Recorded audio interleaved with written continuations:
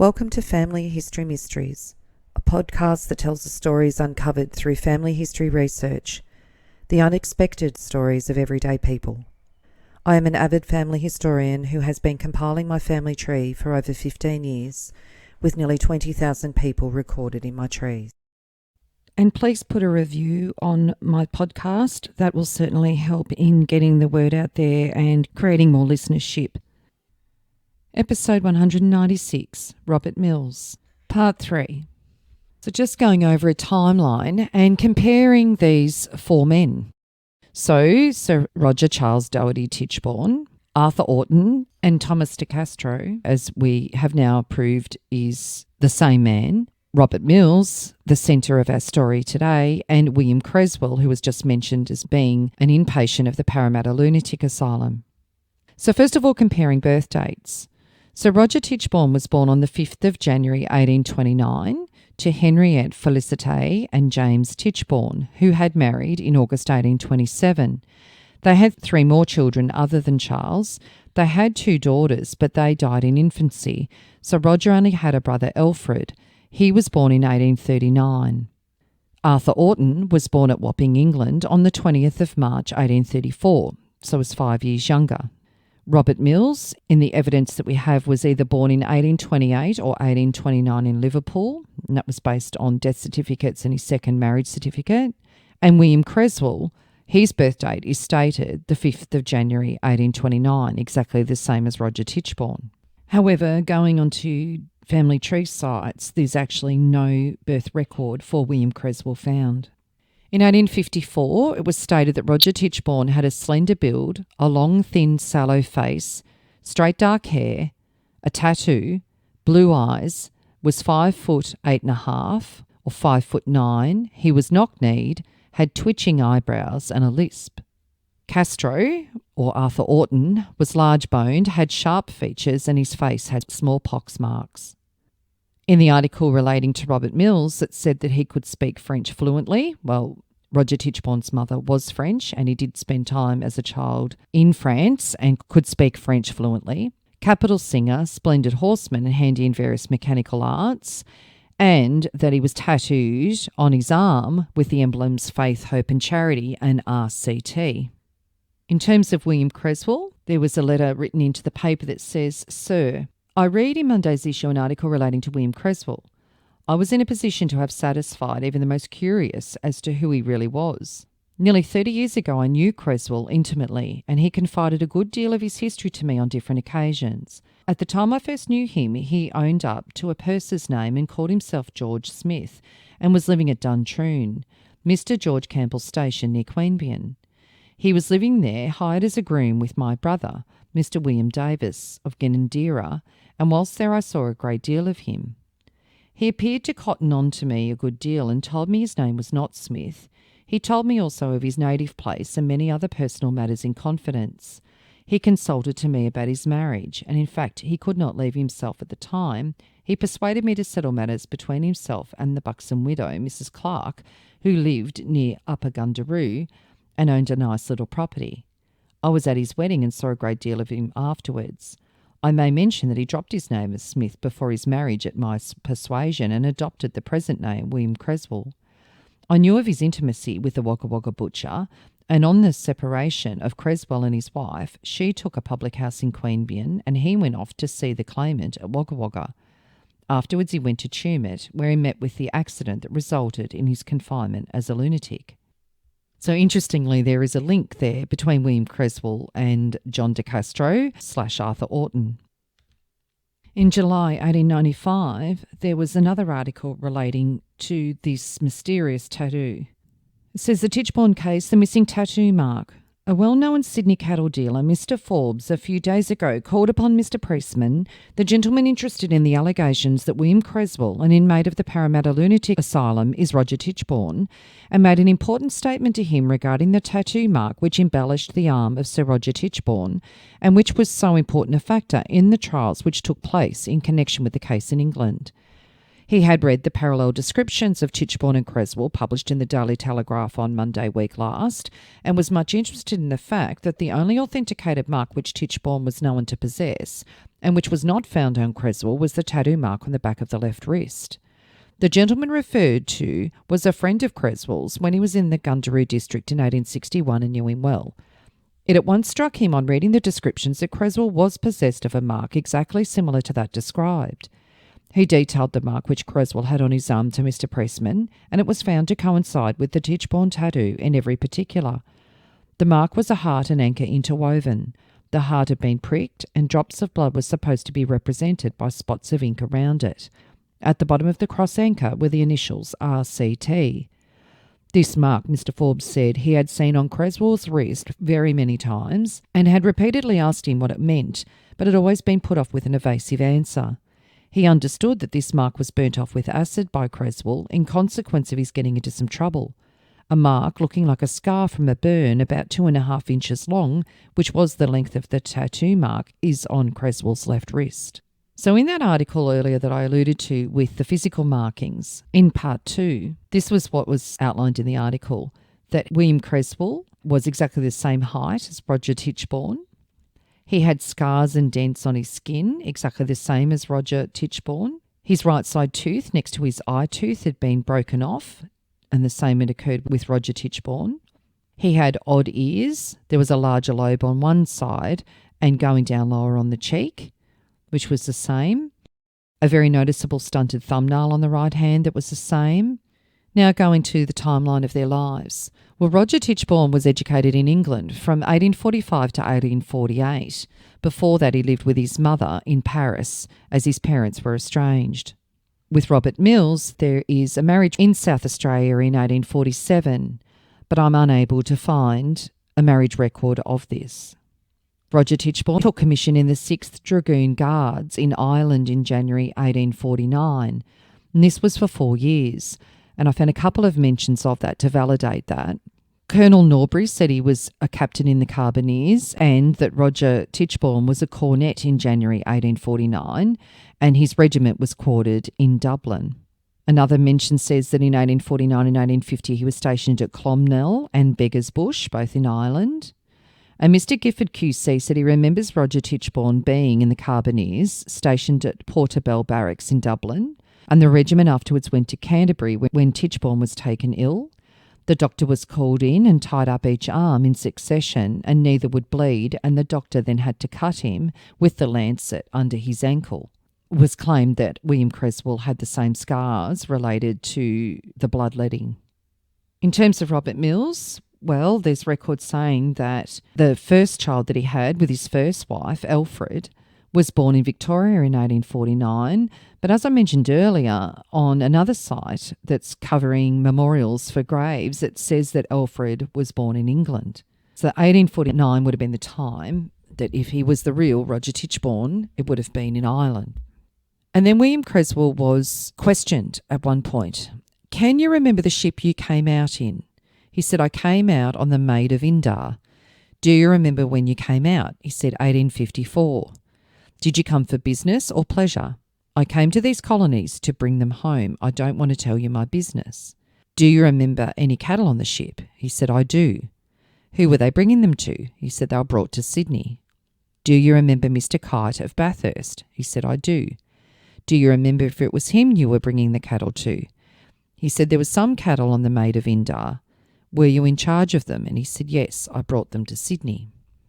In 1853, Roger Tichborne resigned from his commission on the 1st of March, 1853, and then he went on the La Paulina for Valparaiso, Chile, with his servant Moore, and he arrived in Chile on the 19th of June, 1853. Thomas de Castro, that is Henry Orton, went to sea, and he was in Chile in the early 1850s using the name Joseph Orton. He arrived in Tasmania in 1853 on the Middleton and became a butcher in Hobart. However, other reports said that he was a convict that was transported in 1853. Then Roger Tichborne spent 10 months in South America, accompanied for the first couple of months by his servant John Moore, but his servant took ill at Santiago and he stayed there while Roger went back to Valparaiso and then on to Malapilla. However, in the court case, this was questioned for accuracy. His servant Moore returned to England. Then Roger Tichborne went on a hunting trip in Peru at the end of 1853 and crossed the Andes. It was said that he sent home a quantity of skins of birds and beasts, then went on to Guayaquil and then returned to Valparaiso and Santiago. In January 1854, Roger Tichborne wrote to his aunt from Buenos Aires and said that he was going to Brazil, Jamaica and Mexico before returning home to England. The last sighting of Roger Tichborne was on the 20th of April 1854 in Rio de Janeiro, while he was waiting to go on the La Bella, which was taking him to New York City via Jamaica. It did state that he had no passport, which was interesting. And it also said he had a servant with him at this time called Jules Barrant, who robbed his master whilst he was drunk. The La Bella was found capsized on the 24th of April 1854, and no survivors were found. Roger Tichborne would have been 25 at this time. Henry Orton / Thomas Castro said that he arrived in Victoria in July 1854. However, there's another account that says it was November 1855. But to take an extract from the court proceedings, it says, "My client's statement is that 2 boats escaped from the Bella, which was sinking, and in one of them he says that under circumstances of great suffering, remained, he believed, some 3 days at sea, when he was picked up, he believes, by an American vessel which conveyed him to Melbourne, he being this time in a dreamy state and having little mental power to bear up anything, and he landed in Melbourne in July 1854. In the article that's referring to Robert Wills, it says that he had told his wife that he had been wrecked in the Bella coming from Valparaiso, that he was 2 or 3 days on a barren island without food and was saved by tying a red shirt to an oar, and in consequence always wore a red shirt. So there were reports of survivors being picked up by the Osprey and taken to Melbourne, but as mentioned earlier, there were no shipping records to validate that. In the New Zealand Times, it says, "Rather remarkable news has been received in Coomera from Edward Archer, formerly a councillor of that town and a hotel keeper here, and also in Greymouth, but now a resident in Sydney. Mr. Archer was in an early life a seaman and was shipped to Cape Town on the 27th of May 1854 on board the schooner Osprey, Captain Malcolm Carmichael, bound for Melbourne. On board the schooner was a young gentleman passenger, a tall, big-boned young fellow who said he'd been picked up off a wreck off the coast of Brazil. The schooner arrived in Melbourne on the 25th and the passenger went up country in 1872. Thomas Castro, Henry Orton, at this time, once he arrived in Melbourne in July 1854, this is when he started using the name Thomas Castro or Thomas de Castro, and he said he obtained the name from an acquaintance in Melipilla in Chile. Later investigations in Melipilla said that they knew a young sailor called Arturo, and then it states how Thomas Castro obtained a job with William Foster on a cattle station in Gippsland, and this station was called Boysdale Station. And this is where he took charge of a quantity of horses and was soon found to have a perfect master of horsemanship. And this is where Thomas Castro says he met Arthur Orton, a fellow Englishman, at the Gippsland property. He then said that from Mr. Forster's property he went to a place called Dago where he met with Arthur Orton. Station records, though, show Orton is listed, but not Castro. And another mention says, "It is especially urged that this evidence showed that Tom Castro, the name by which the plaintiff was known in Australia, and Arthur Orton were 2 distinct persons, both living in the same place at the same time." However, it says the Tichborne claimant's confession. The People, a weekly paper, has created a sensation by publishing what purports to be a sworn confession by the claimant of the Tichborne case. He says he is Arthur Orton, admits that at the age of 14 years he was apprenticed to a seafaring life on the brig Ocean. He visited Valparaiso where he deserted his ship. He afterwards visited Santiago and San Francisco and returned to England. In 1852 he sailed to Hobart in charge of some ponies for Mr. Chapman of that city. In 1855 he entered the service of John Johnston of Newburn Park, Gippsland, and afterwards served with William Foster at Boysdale Station near Sale. For 4 years he was managing Dargo Station, 40 miles from Sale. He visited the Reedy Creek diggings and was there in service of a butcher named McManus. He crossed the border into New South Wales and lived with John Burrows of Deniliquin and for 2 years with Jack Wood of Hay. He rode with a mail from Hay to Narrandera for 4 months and then entered into partnership with Davis Brothers, butchers of Tumut, and afterwards managed a butchering business for Higgins, a hotel proprietor in Wagga. And that confession was recorded in 1895 in the papers. Castro claimed that he knew Orton from 1862 to 1865, but later had lost contact with him, but met up again with him later at Wagga. There were rumours of Orton being a member of a cattle rustling gang in Australia and possibly a murder.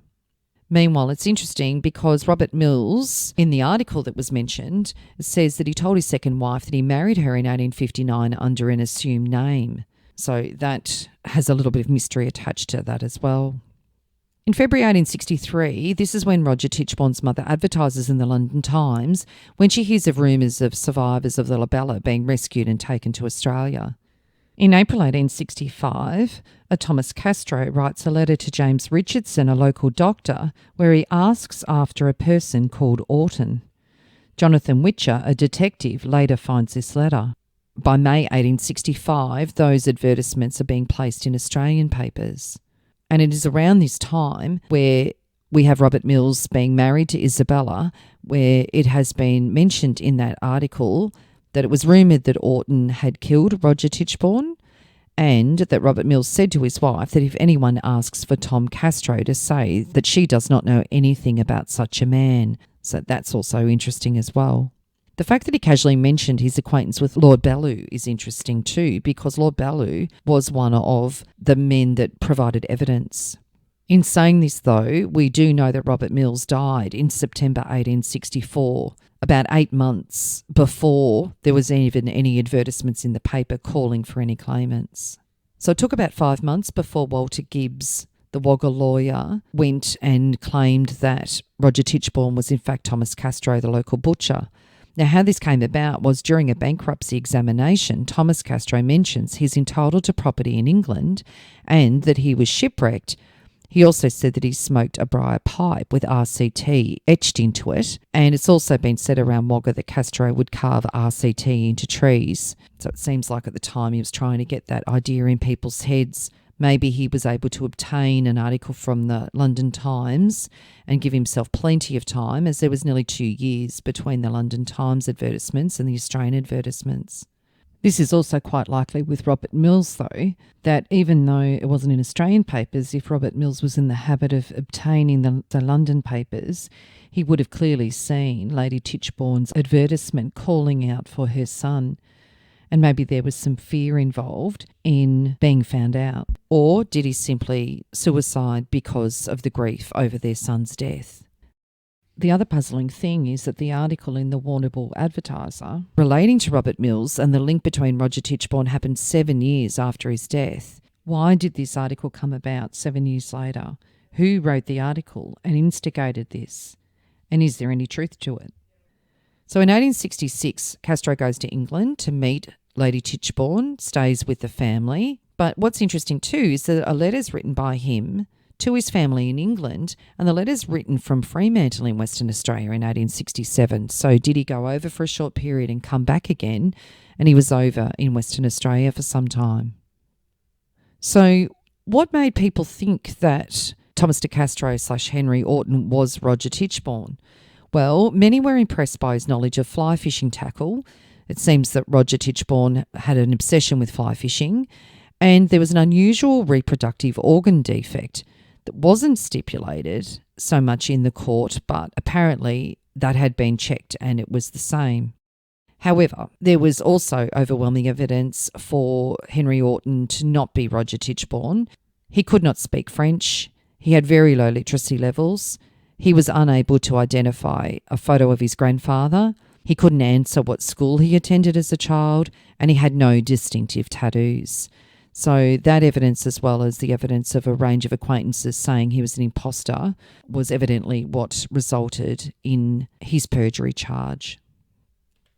So for Peter Mills, simply researching into his family tree, he came across this article that surprisingly linked Robert Mills to Sir Roger Tichborne and has left so many unanswered questions. So Peter's very keen to have anyone that would love to delve in to his great-great-grandfather, Robert Mills, and see if they can try and figure out all of those question marks. The fact that there's conflicting birthplaces for the children, there's no marriage certificate for his first wife, there's also no birth certificate to be found, and so there's a lot of questions that Peter would love to have answered.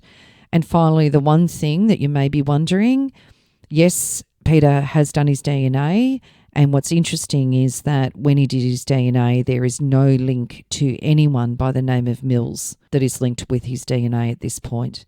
If you would like to get in touch with me, you can provide a comment on my Facebook page and I can put you in touch with Peter. And if you would like to assist, that would be wonderful, as there were lots of questions and lots of mysteries that I've been unable to solve in this particular story of Robert Mills.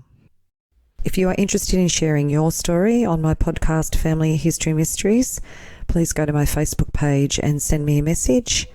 If you would like some assistance in filling in the gaps in your family tree to see what mysteries you solve, please get in touch.